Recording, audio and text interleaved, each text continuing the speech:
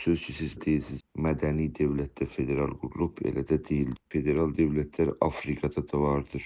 Əcəba Hindistan bizdən çox mədəni bir durumdadır. Siz Hindistana bir səfər edib görmüsünüzmü? Hindistanın yaşamı nə durumdadır? Əcəba siz Etiyopiyaya getmisinizmi? Afrikanın yaşamının səviyyəsini görmüsünüzmü? İran yəni oradan da aşağı bir səviyyədədirmi? Məncə bu bir tərəf məsələdir. İkinci məsələ federalizmi qurmaq fərqli siyasi güclərin meydanda olmağına bağlıdır. Federalizmi kimsəyə verməyəcəklər. Mərkəzi dövlət quran Fars millətinin nümayəndələri istəməzlər ki, siyasi güclərin kimsə ilə bağışlasınlar. Məgər bizimkilər Türkiyədə əldə etdiyi gücü başqaları ilə, məsəla Kürdlərlə paylaşmaq istəyirlər? Yox, istəməzlər. Siyasətdə hədəfi siyasi güclə almaq olar. İndi burada İranda, yəni İranın siyasi coğrafiyasında türklər özlərinə haqq əldə edə biləcəklər ya bilməyəcəklər deyə siyasi güc məsələsidir. Əcəba bizim siyasi gücümüz buna yetərmi, yetməzmi? Bunu danışaq. Burada yəni çünki qabaqca danışmışıq, yalnız ipuçları verirəm ki, özünüz düşünəsiniz. Baxdığımızda bizdən kiçik millətlərdə Bəluçlar və ya Kürdlər və ya ərəblər İranda federal sistemin tərəfdardılar. Nə üçün? Nə üçün onun tərəfdardılar? Niyə istiqlal istəmirlər? Kürdlər ki, siz də bilirsiniz, mən də bilirəm, məmi yeyəndən pəpə yeyəni istiqlal istir. Amma istiqlal şüarını vermir. Niyə?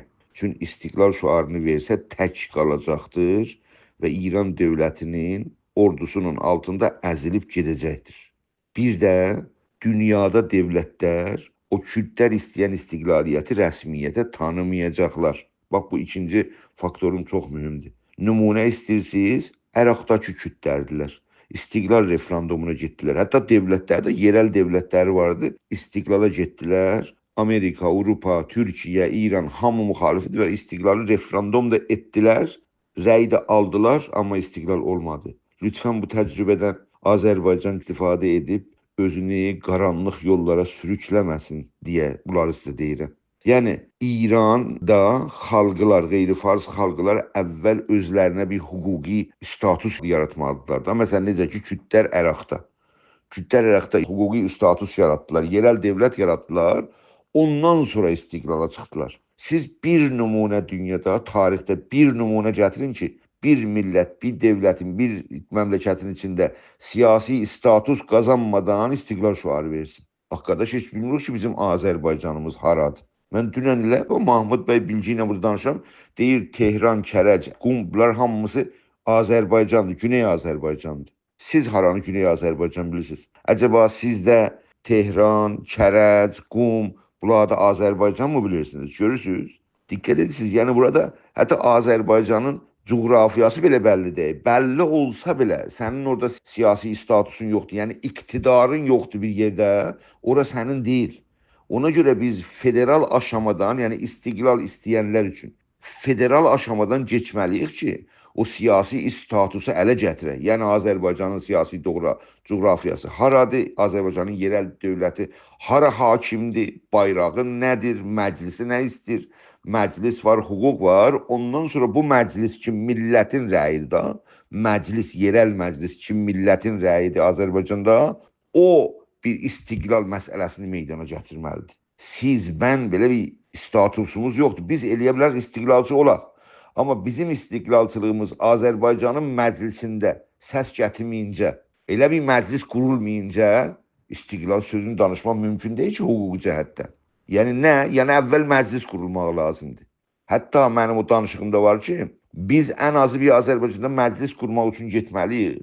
Məclis qurmaq üçün getməkdə biz istiqlal şüarı verirsək, bizi üçgən bir qüvvə, yəni İranın mərkəzi dövləti ya mərkəzi qüvvələri, Kürd İlhaqçı qüvvə və Türkiyə, bax, Türkiyə sənin qarşında durursa, sən nə istiqlaldan danışa bilərsən? Lütfən və lütfən bu istiqlal, onurlu istiqlalın bax, bu fikirlərlə bozmamağımız lazımdır.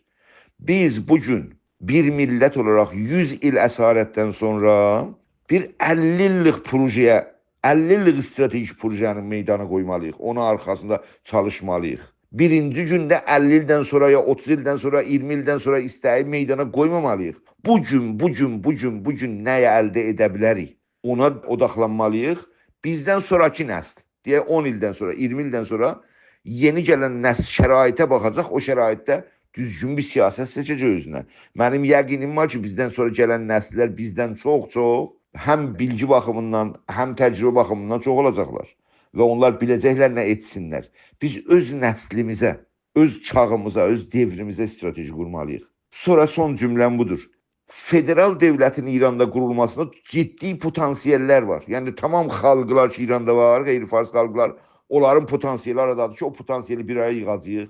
Bir də məsələn, mərkəzdən bir kəslər, bir seri insanlar, bu demokrat insanlar bu işə qatılacaq. Yəni böyük bir potansiyel var ki, sən federalizmi İranda əldə etməyə bir çaba göstərəsən. Amma Azərbaycanın istiqlalını verdin. Yəni Azərbaycan təkdir mərkəzi dövlətin qarşısında istiqlal almağa. Belə bir şey mümkünmü?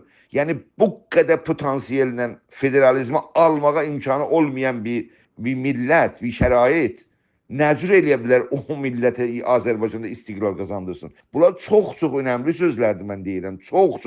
Yəni bu mənim sözüm deyil, tarixin təcrübəsindən sizə danışıram. Bax, qonşumuz Əraqda rəsmi dövlət quruldu kütlərə, istiqlala getdilər. Qarşısında kim durdu? Türkiyə və İran durdu. Ondan sonra Amerika və başqa millətlər də istəmədi. Bizim indi Azərbaycanda 1% deyirəm. Hətta 1% də çoxdur. Azərbaycanda 1%dir. Yəni istiqlal istəmir. Aktivistlərin içində bəlkə çox istəyirlər. Aktivistlər toplumumuzun 3%-idir.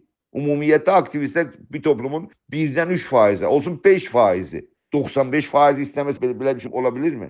O cəhətdən lütfən, baxın, əlverişliliyi, istiqlaliyyət hissimizi, hədəfimizi və onurlu tələbimizi qoruyacaq içimizdə bugünkü əlverişli yola hamımız bir-birimizin yanında çiyin-çiyinə dayanmalıyıq. Möhkəm bir araya gəlməliyik. Hamımız bir araya gəlməliyik. Bugün federal platformun çərçivəsində işləməliyik. Həm istiqlalçı, həm federalçı. Lütfən baxın kütlərə.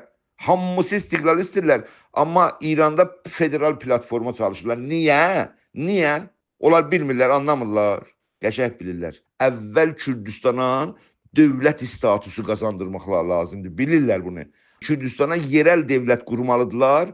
Ondan sonra istiqlal təşəbbüsü də etsələr etməlidirlər. Yəni ondan sonra baxmalıdır ha zaman necə istiqlal mümkündürsə, ya nə zaman istiqlalı meydana gətirsinlər, dövlət qurulandan sonra o işi görməlidirlər. Biz də o yolu getməliyik. Biz də əvvəl Azərbaycanda yerel dövlət qurmalıyıq. Yəni İranda türklərin potansiyeli, İran səviyyəsində qeyri-farsların potansiyeli bir araya yığıb federal dövləti qurmalıyıq. Ondan sonra Azərbaycanda istiqlalçılar müəyyən şəraiti gəzib Azərbaycanın məclisində istiqlal rəyinin əksəriyyətini alıb bir türlü bir referenduma şərait yaratmalıdır, bir iş görməlidirlər. Onda, yəni Azərbaycanda yerel dövlətin qurulandan sonra mən ümid edirəm ki, sözümü başa salmışam, məni bağışlayın, biraz da uzun danışdım. Çox təşəkkür edirəm.